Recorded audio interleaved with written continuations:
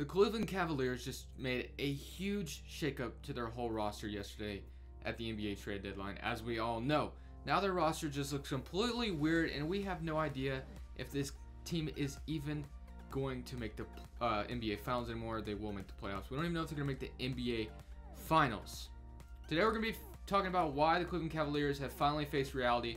Thank you guys so much for watching. This is Crush, and if you're new here, subscribe to this channel.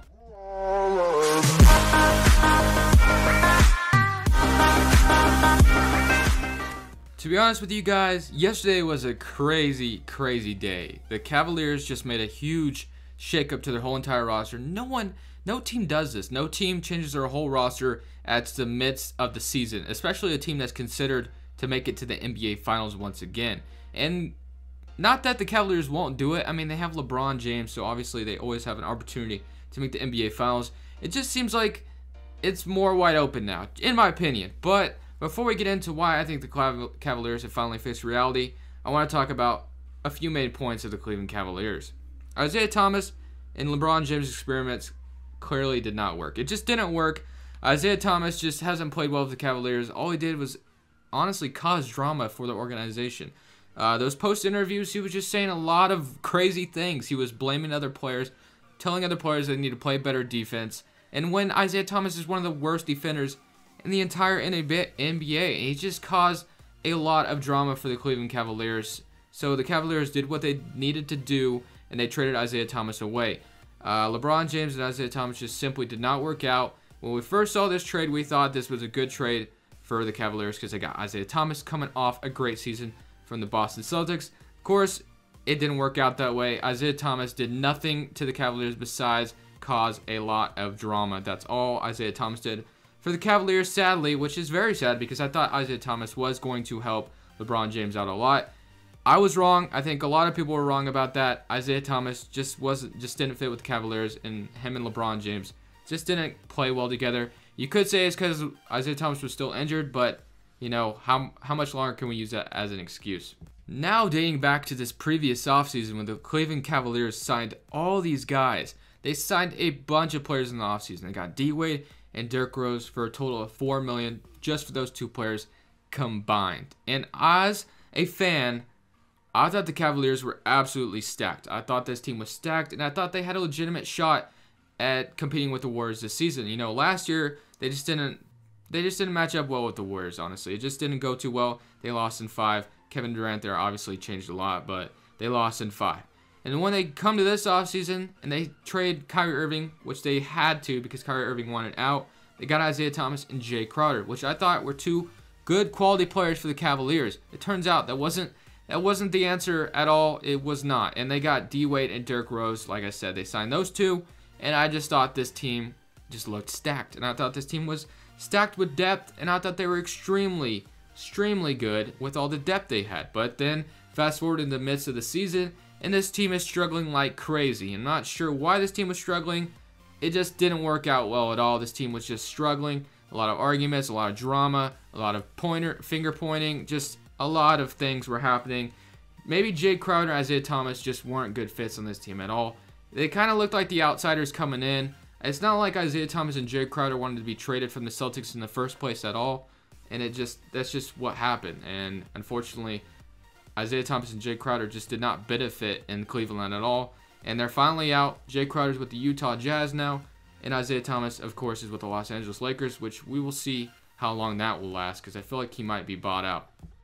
Recapping this whole ordeal for the NBA trade deadline yesterday for the Cleveland Cavaliers, the Cavaliers have coming in Rodney Hood, George Hill, Jordan Clarkson, Larry Nance Jr. Not bad at all. Not bad at all. They got rid of Isaiah Thomas, Dwayne Wade, Derrick Rose, Jay Crowder, and Channing Frye. They also traded their first-round pick, traded Iman Shumpert, and they also flipped that Heat pick they got from Dwayne Wade and sent it to the Kings. So literally, the Cavs really only got Rodney Hood, George Hill, Jordan Clarkson, and Larry Nance Jr., which isn't bad. As you see the players going out, Isaiah Thomas it didn't really matter. I mean, Isaiah Thomas probably wasn't going to be resigned after this season anyway. Dwayne Wade, we didn't know what his future was going to look like. Maybe he retires this season. Who knows? We all wanted him back in Miami anyway, so I do applaud the Cavaliers for trading him to Miami. Derrick Rose traded to Utah. Is probably going to be bought out. The Jazz, I think the Jazz might have already bought him out. So I expect Derrick Rose to probably sign with the Timberwolves, you know, because the Minnesota Timber Bulls or whatever they like to say, because Tom Thibodeau wants all the old Chicago Bulls players back, which I think that would be a nice spot for him.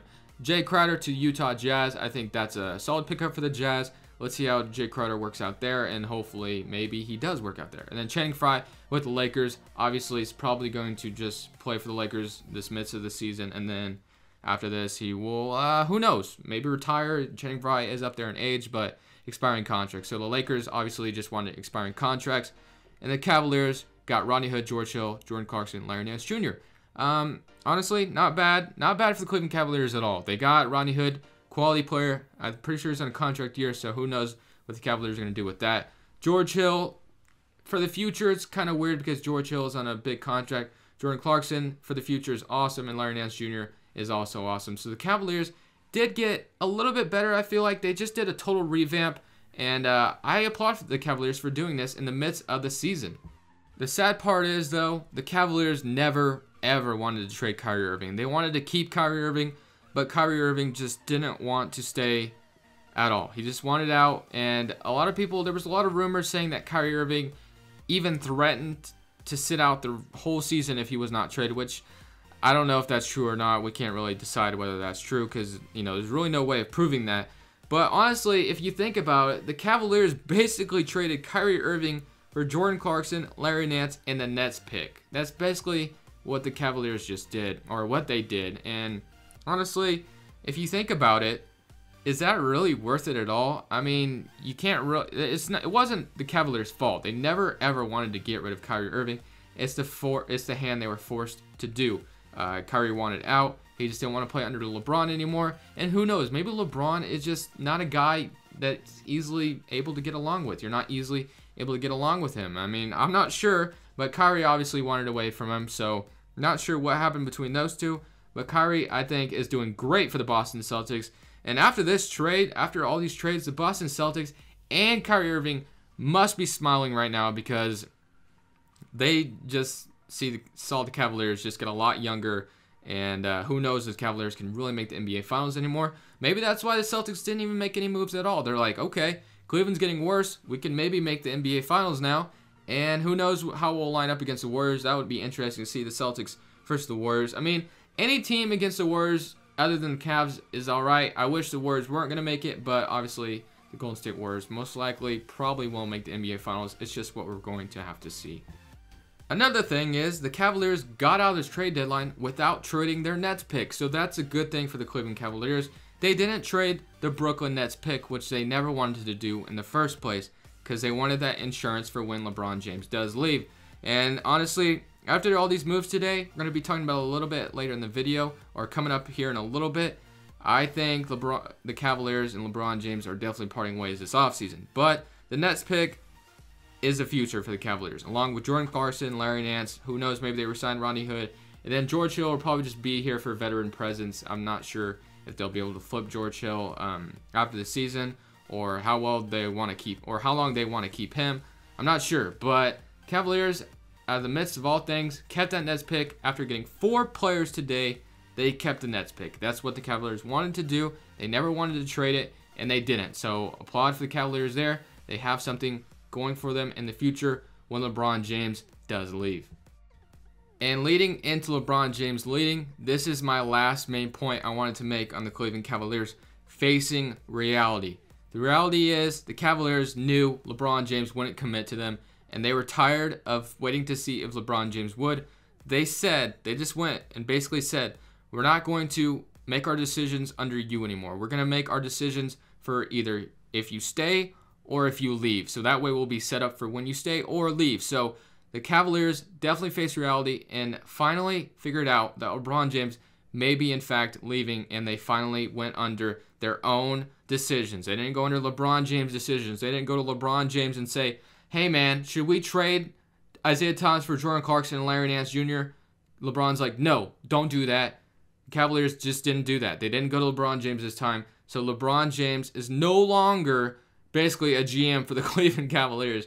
And honestly, that's good. It's good for the Cleveland Cavaliers. They finally are facing reality. They just don't need to operate under LeBron James anymore. They need to operate under their own mind. They don't need to operate under LeBron James's mind because he's probably gone anyway. So the Cleveland Cavaliers finally face reality, and it's a good dang thing.